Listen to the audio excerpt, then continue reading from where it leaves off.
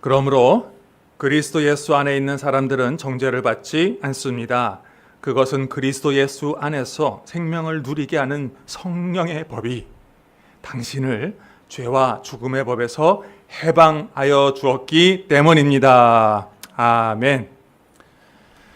오늘 여러분과 이제 결코 정죄함이 없습니다 라는 제목으로 하나님 말씀을 나누도록 합니다. 인생 말씀 세 번째 시간이에요. 요즘 여러분의 영성 생활은 좀 어떻습니까? 열정이 있고 소망이 있고 또 경건의 좋은 습관이 있고 또 말씀의 은혜가 느껴진다면 이보다 좋은 거 없지요. 모두 다 그렇게 되시기를 바랍니다. 하지만 혹시라도 만약에 옛날에는 분명히 하나님의 그 은혜와 감격과 기쁨이 있었는데 시간이 지나면서 오랫동안 교회 생활하면서 뭐 어느 정도는 내가 예배를 참석하고 또 섬기고 있지만 큰 변화가 없다고 느껴지는 분 계신가요? 아니, 일상에서는 자꾸 사소한 것으로 넘어지기도 하고 차마 말은 못하겠지만 부끄러운 모습이 여전히 내 안에 있어서 차라리 봉사할 때는 숨을 수 있을 것 같아요. 차라리. 그런데 나의 속 이야기를 다 나누기는 어려움을 느끼는 분 혹시 계신가요? 사실 어느 정도 누구나 다 약간의 정죄감, 죄책감은 다 있습니다. 저도 있어요. 다른 교회 목사님들 만나다 보면은 이제는 뭐 많이 비움이 있기 때문에 사역적인 열매나 이런 걸로 이제 뭐 비교하거나 시기하거나 이런 거는 많이 좀 넘어선 것 같아요. 그런데도 힘든 게 하나 있어요. 자식 이야기하면 힘들어요. 어느 목회자는 자식이 대를 이어 목회자가 됐대. 이러면 막 너무 부럽고 열정적으로 헌신하는 자식들이 있다고 할 때 많이 좋아지긴 했지만 마음이 허할 때가 있어요. 우리 귀한 자식들 하나님도 나중에 선하게 인도하실 줄 믿지만 아시다시피 지금 방황하는 아이도 있거든요. 그런 걸 생각할 때 어떤 때는 부끄러움 같은 느낌이 제 안에 있을 때가 또 있어요. 여러분은 어떤가요? 교회에서는 열심히지만 속으로는 그런 부끄러움이나 작고 큰 죄책감 같은 게 혹시 있는 분 계신가요? 이런 경험 있으신가요? 어느 집사님하고 막 교제를 하는데 저 집사님은 나를 위해 저렇게 기도하고 있는데 나는 피곤하다고 TV나 보고 있고 유튜브나 보고 있고 찔리는 거야. 찔려서 이거 뭐하냐 이런 자괴감을 느낀 적 없으신가요? 여전히 해결되지 못한 은밀한 죄의 습관 때문에 봉사를 하는데 그게 가식처럼 느껴질 때 없으셨나요? 분명히 다른 사람의 지체 좋은 일이 있어서 그거를 막 이제는 축하를 막 해줘요. 근데 뒤돌아서는데 마음이 왜 이렇게 힘들죠? 그래서 이렇게 내 마음이 이렇게 좁아 터져 있을까? 이것 때문에 속상해 본 경험은 없으신가요? 사단이 이 틈을 노립니다. 네가 그러면서도 신자니? 네가 그러면서도 일꾼이라고 하니? 이런 음성을 우리 마음에 들려줄 때가 있죠. 분명히 하나님은 성경을 통해서 예수 그리스도 안에서 우리가 의로워졌다고 했는데 올라오는 이 정죄감, 우리 스스로 나를 매일 셀프 재판을 하게 하죠. 네가 그래서 되겠니? 혹시 그런 느낌을 갖고 있는 분이시라면 오늘 말씀을 통해서 자유를 경험하셨으면 좋겠어요. 우리의 감정에 따라서 나를 판단한다면, 나의 모습을 따라 구원이 바뀐다면 우리는 어느 누구도 하나님의 자녀 될 자신이 없습니다. 하나님이 의로워졌어 했을 때는 우리가 잘나서 그런 게 아니고요. 예수님의 희생 때문에 의로워진 건 줄로 믿습니다. 이게 명확해야 됩니다. 그 중에 이런 명확한 하나님의 그 진리를 이야기해 주는 하나님의 이 선언, 위대한 말씀 중에 하나가 오늘 읽은 로마서 8장 1절에서 2절이죠. 이 말씀은 영적 죄책감을 돌파하는 아주 강력한 말씀이 됩니다. 사도 바울이 이 단어를 씁니다. 2절에 해방되었어. 해방되었어. 너희들은 해방된 존재야. 그 죄책감으로부터 해방된 존재야. 우리한테 되게 위로가 된 건 사도 바울도 비슷한 경험이 있었다는 겁니다. 성경 로마서 8장 바로 앞에 7장 한번 보시겠어요? 7장 24절을 한번 보시면 사도 바울의 이 고백이 나오죠. 나는 비참한 사람입니다. 누가 이 죽음의 몸에서 나를 건져 주겠습니까? 사도 바울이 뭐 때문에 이렇게 내적인 고뇌, 자기를 비참한 사람이라고 말했을까요? 21절부터 좀 잠깐 보셔야 됩니다. 7장 21절에 보면 중간에 나는 선을 행하려고 하는데 그러한 나에게 뭐가 붙어 있대요? 악이 붙어 있다는 것입니다.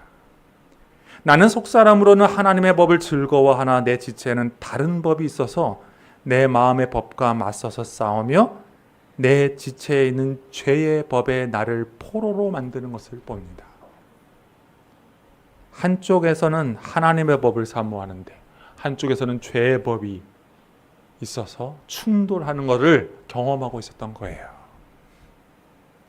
그걸 보고 사도 바울도 참 나도 비참하다.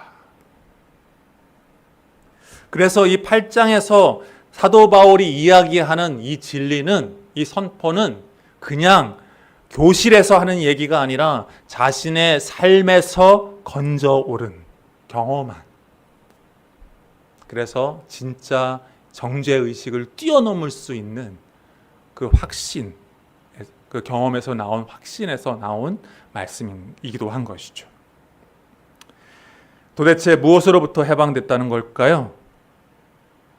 죄와 죽음의 법에서 해방하여 주었다라고 말하고 있습니다. 죄와 죽음의 법, 이게 무슨 뜻일까요? 온 인류를 꼼짝달싹하지 못하도록 만드는 이 죄와 죽음의 막강한 지배력을 말하는 거예요. 마치 중력처럼 여러분이 아무리 점프를 하려고 하더라도 지구로 다시 떨어질 수밖에 없는 이유, 그 중력을 이길 사람이 아무도 없죠. 그런 것처럼 인간이 이 죄의 지배에 종속이 되어 있었던 존재였습니다. 아무리 착하게 살려고 하고 결단하려고 해도 어느 순간에는 내 안에 이기심이 쑥 올라오고 탐욕과 미움이 올라와서 나를 막 이끌고 가요.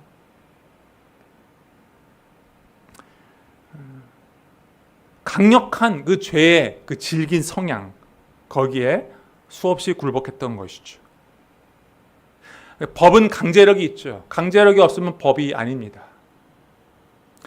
저도 얼마 전에 알게 됐는데 건물에 가면 여성 전용 주차장이 있잖아요. 그게 강제력이 없더라고요. 그래서 거기에 남자가 돼도 사실은 법적인 문제는 없습니다.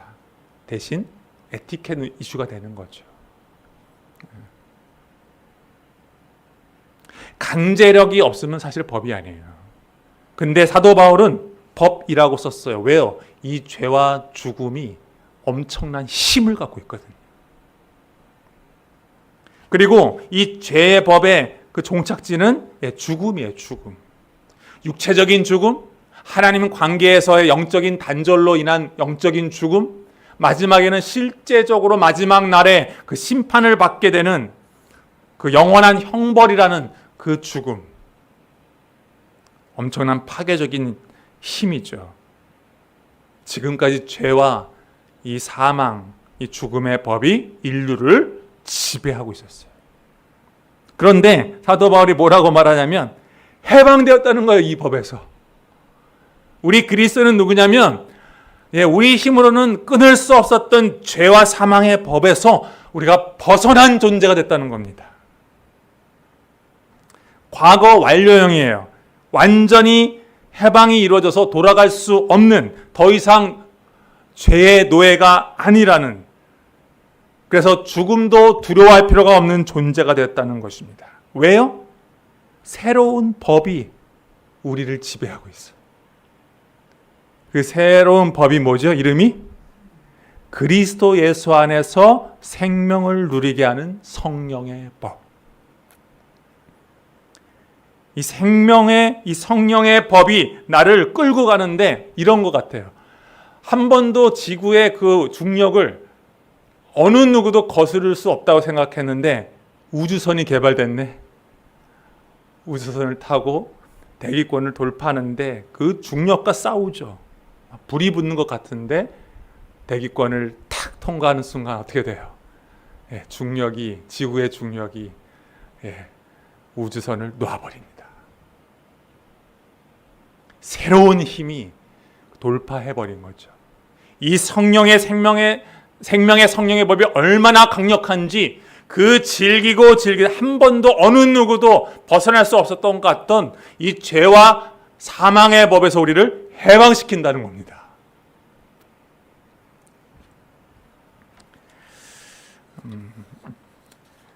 좀 더 이 성령의 법을 우리가 좀 알 필요가 있죠. 여기에 굉장히 중요한 두 단어가 있습니다. 1절, 2절에 반복되는 단어가 먼저 있는데요. 중요한 단어 중에 하나가 그리스도 예수 안에 라는 이 표현이 2번 나와요. 이 생명의 성령의 법이 어디 안에서 동작이 되냐면 그리스도 예수 안에서만 동작이 됩니다. 그래서 우리가 우주선을 타야 하는 것처럼 우리가 그 생명의 성령의 법을 경험하고 싶다면 어디 안에 있어야 돼요? 그리스도 예수 안에 있어야 합니다.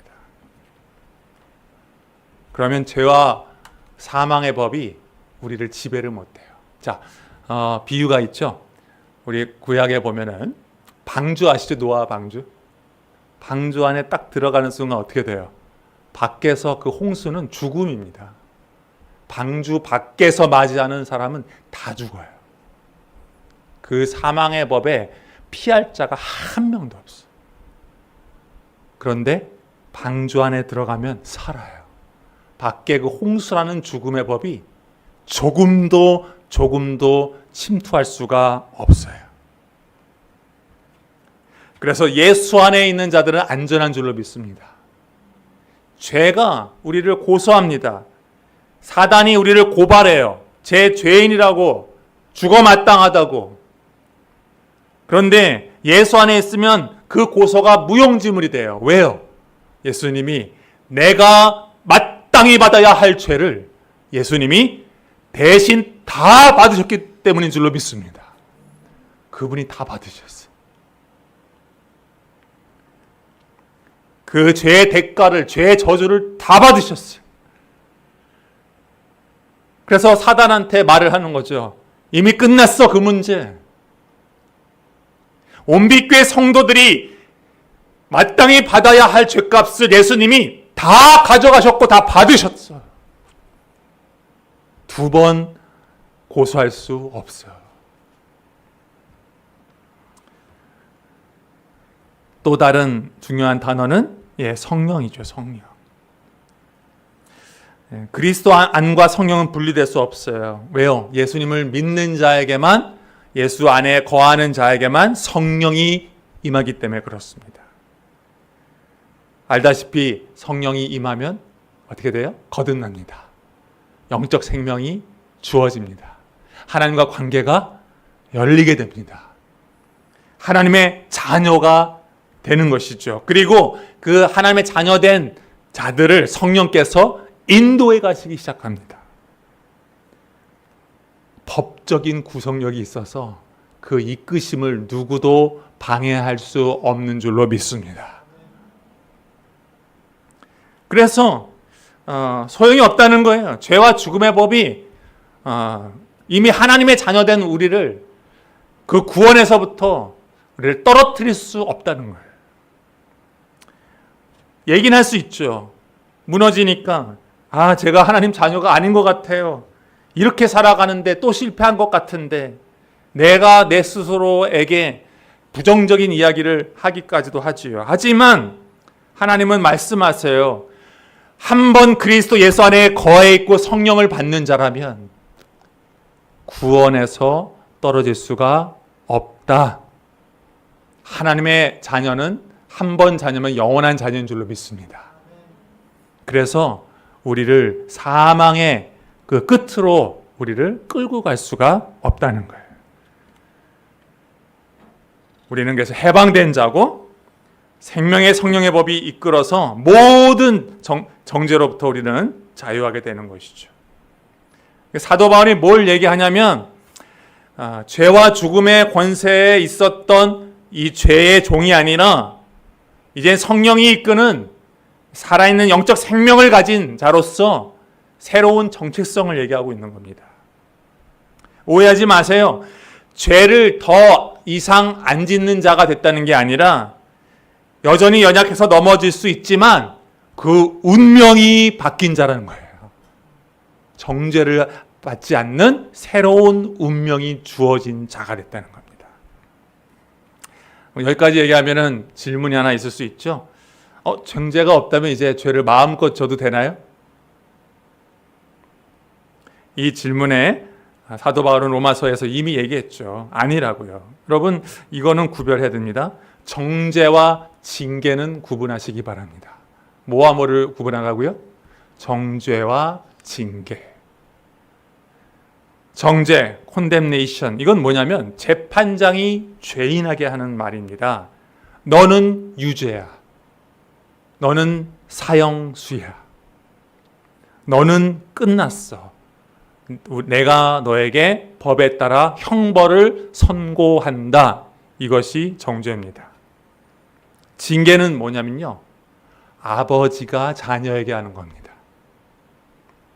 너는 내 사랑하는 아들이야. 그런데 바르게 자라야 하기 때문에 헤매고 있는 너, 기다리고 또 봐주고 또 봐줬는데 이건 아닌 것 같아서 사랑의 매를 들고 훈련해야 될 때가 왔구나. 이게 징계입니다.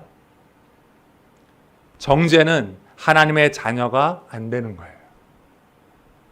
하지만 징계는 하나님의 자녀가 받는 겁니다. 그래서 우리 하나님의 자녀는 정죄를 받아야 안 받아요? 안 받습니다. 하지만 징계는 받을 수 있어요. 구원받은 성도도 죄를 지으면 양심이 살아있어서 아파하고요. 회개합니다. 근데 그 회개는 구원을 잃을까 봐 두려워하는 회개가 아니고요. 나를 향한 아버지의 사랑이 그걸 실망시킨 것에 대한 아픔, 그 친밀함이 깨진 것에 대한 몸부림, 그것이 너무 가슴 아파서 돌이키는 회개입니다. 성령께서 우리가 죄를 지을 때 넌 안 돼라고 말씀하지 않고 얘야 지금이라도 아버지께로 가야지. 지금이라도 돌이켜야지. 이렇게 말씀하시는 분이 성령이신 줄로 믿습니다. 그러므로 우리는 정죄감에 벗어나서 자유를 누릴 수 있어야 됩니다. 어떤 자유요? 내 구원을 잃어버리지 않는다는 자유. 영원한 형벌이라는 정죄는 더 이상 없다는 자유. 그러기 위해서는 내가 예수 안에 있는 자임을 날마다 확인해야 될 줄로 믿습니다. 예전에 그런 비유를 하나 본 적이 있어요. 코끼리 비유 혹시 들어보셨나요? 어릴 때 코끼리 어떻게 키우냐면 말뚝에다가 끈을 이렇게 달아가지고 다리에다 묶어놓습니다. 그러면 막 밖으로 도망가다가 이게 딱 끈에 당겨지니까 못 가는 거예요. 그래서 어떻게 되냐면은 글로 못 나가는구나 하고는 자기의 그 반경이 정해집니다. 그런데 웃긴 거는 어릴 때는 꼬마 코끼리는 힘이 없으니까 그 말뚝에 끈을 이렇게 묶어 놓으면은 힘이 없어서 그걸 차고 나갈 수가 없는데, 이 코끼리가 점점 큽니다. 등치가 산만해졌어요. 그 끈은 아무것도 아닙니다. 톡 건드리면은 박차고 울타리로 나갈 수가 있는데요.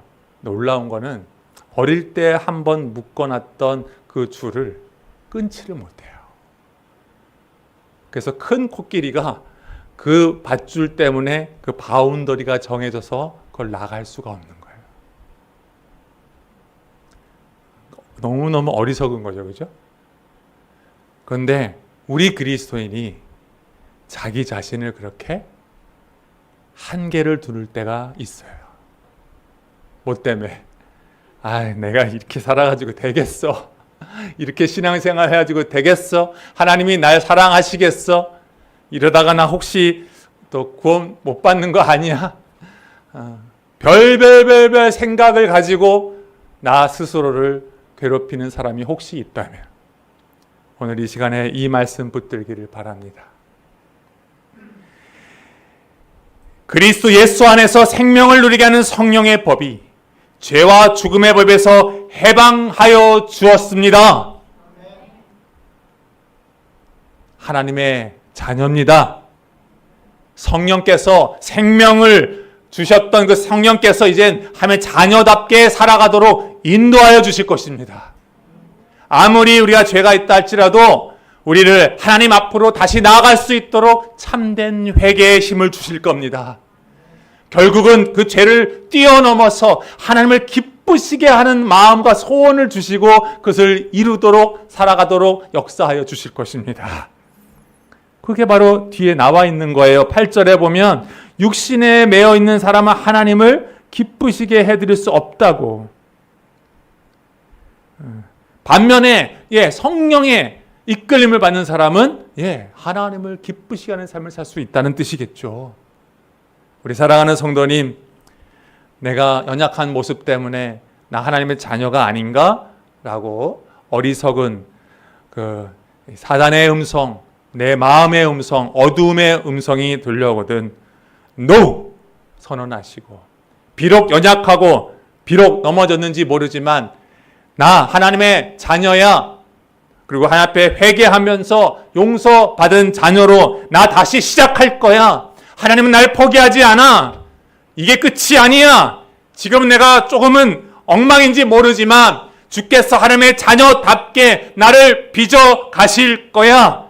왜? 내 안에 생명의 성령의 법이 있어서 그 법이 나를 끌고 가는데 하나님의 자녀답게 살아가도록 나를 이끄실 강력한 법이기 때문에 그렇습니다. 나를 믿지 마시고 생명의 성령의 법을 믿으시기 바랍니다. 더 이상 죄와 사망의 법은 나를 끌어내릴 수 없을 것이며 생명의 성령의 법이 많이 나를 하나님의 뜻대로 이끌어 가실 것입니다. 이 확신을 가지시고 다시 신앙생활을 새롭게 출발하시고 시작하시는 여러분 모두가 되시기를 주님의 이름으로 축복합니다.